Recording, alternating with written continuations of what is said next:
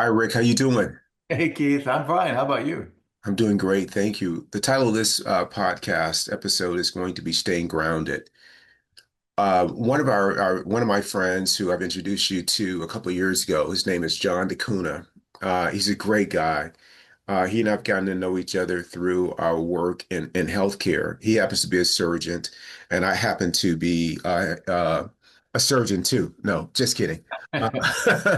No, but John is a very talented surgeon, and he has given, his adult life to really serving others in this capacity. And most recently, John has been very involved in a lung transplant program at the hospital. And he has been really working tirelessly to bring that back to the hospital here in Arizona. And yesterday, we were exchanging text messages in the morning as he and I and another good friend, Jonathan, are part of a podcast. I'm not sorry, but a thread, a text thread in which we acknowledge once we have completed our morning practice, which keeps us grounded throughout the day, which is the title of this podcast. Again, staying grounded. And yesterday, they transplanted the first lung transplant recipient, which was an incredible feat for the patient, for their family, and for the entire surgical team. The reason that I bring this up is because over the last 6 or 7 months, John and I have talked quite a bit. And what we talked about is that once you bring a program like this to an institution, there are a lot of things that are being monitored. And I'll just speak about just a few. One of the things that are being monitored is the resources that are required to make this possible.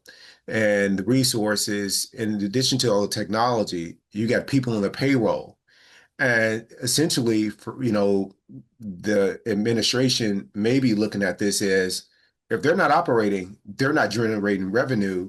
They are, a liability on the books day after day, week after week, month after month until they are starting to do a transplant.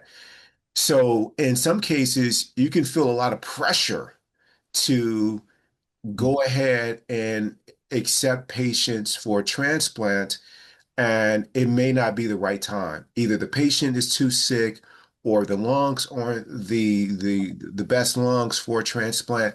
So you can feel all this pressure. So from time to time, I would ask John, how are you feeling? Because, the pressure must be there.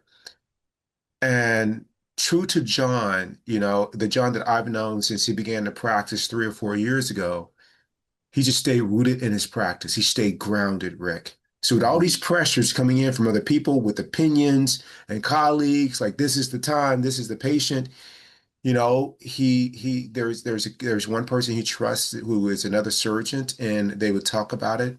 But more than that, he stayed rooted, stayed grounded in his practice so that any outside pressure would not get in the way of him not doing what was in the best interest of everyone. And I just want to acknowledge him, one, for staying true to that, and two, for a successful transplantation. And when I think of my own life, I think about how in ToBeRe, in no time did I make a choice to have somebody join ToBeRe or stay in ToBeRe if they weren't a fit because of money, because of what kind of revenue they might contribute to the business, which since its exception, has never been about making money. It's been about really inspiring each other to be our best. So Mhm. I was just thinking, Rick, if you can, share a few, reflections from your own life in which you stayed grounded when outside forces were, really inviting you to do the exact opposite. Mhm. Well, thank you for that, and my goodness, congratulations to Dr. DeCuna for that successful lung transplant. He's an incredible man and an incredible surgeon, skillful and compassionate, kind, and focused on the patient. I'm just amazed that these kinds of things exist in my lifetime, and people like him make it happen. So staying grounded, there's an example right there of how staying grounded in the face of a lot of pressure from your own community, your own people, who may be wanting you to do something a little differently, leads to a great result, a positive result that otherwise wouldn't have existed. In my own experience, I can tell you more examples of the bad things that have happened to me when I haven't been grounded. How, how about a list? I'll give you half a dozen off the top of my head. Gain weight, Ooh, not sober, angry all the time, either at traffic or people who weren't doing what I thought they should be doing to make me look good. Judging other people. I mean, those are all things that I attribute to not being grounded and things that I work very hard on to get rid of in my life.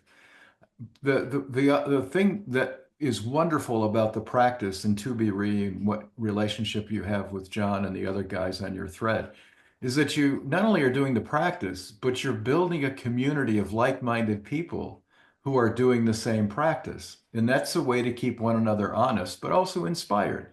When you see somebody who's successful, who's doing what you're doing, that's an enormously important role model for you, for us to look at and to emulate. And if we can do that just by the power of pretending, in a sense, if we don't feel like we're being successful in our practice, but we can see the role model and we can act as if we're already there because they are. That's an inspiring act of community. And another reason why community is so important, and another reason why doing the practice with others who are like-minded is so important. I guess the other thing I'd say is that the hard thing about being grounded is that there are so many other things that are pulling you in different directions, so many other opportunities to do things that you would like to do, perhaps, or you feel like you don't have enough time to do if you do your practice, and therefore you let the practice go. But the reality is, the things that make you successful are the routines and the habits that you develop that become part of your character. And to the extent that you have a successful practice, you'll have a character, a series of character traits that you'll be proud of and that you want. Obviously, the practice is designed to get to the point of where you want to be as a human being, where you want to be right. internally. So the internal practice that you have, that's the reward that comes from being in that kind of community and disregarding all of the other tempting things that you could do that distract you from keeping yourself grounded. Now, I think also one last point, and that is that when you're dealing with the practice, we have to be certain about what that is, what the practice involves. It's a dedication to fitness, it's a dedication to nutrition, dedication to health, non-judging, meditation, all of these things which are positives that help us become more internally driven, more accepting of others and ourselves, and more willing to try new things. Rick, I mean, you really said it. It's all those things, right? It's staying really committed to the things that help you be your best. And the first thing is doing the things that are going to help you stay and be conscious. And I think about all of those and all the aspects as you mentioned, the physical, in the form of exercise and nutrition, the mental in terms of giving your mind something that it's really good at, which is a specific job, like drive me to work, as opposed to I want you to worry all day about what's happening, in the world, things you can't control. It's horrible at doing that. It'll do it, but it's just horrible at doing it. And or to be anxious and then the other piece that you mentioned was uh surrounding yourself with people that are on a similar path and journey. And that can be incredibly inspiring and it can also, and it's incredibly grounding. They help you make good choices. I think about, I am internally motivated, and that's something that I developed over time. I wasn't born that way. I was internally motivated to get what I wanted, but to do the hard things is something that's very different. And I developed that when I saw other people that were willing to do the hard things, that really spoke to me. And I see people get tripped up regarding their nutrition or fall off the wagon, and you got reasons and things like that. And I remember trying to plead, with them to like, no, like you can't plead, you can't. Can't convince. This is your own journey. However you want to do it, you do it.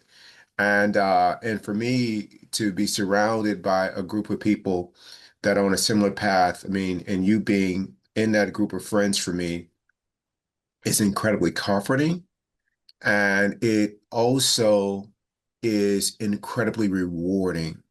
I mean, to see us thriving, all of us, at a very high level over a sustained period of time in the face of all of life's challenges along the way, because it has not been a smooth road, right? But it's been a road that's been worthwhile. So, Rick, I love you. Thank you so much. I love you, Keith, and keep this coming, brother. I tell you, every time I do one of these things with you in the morning, I'm always inspired, and I just wish that we were next door neighbors so I could pop over and put my feet up and talk more. You too. Thank you, Rick. Adios, Keith. I love you. I love you too.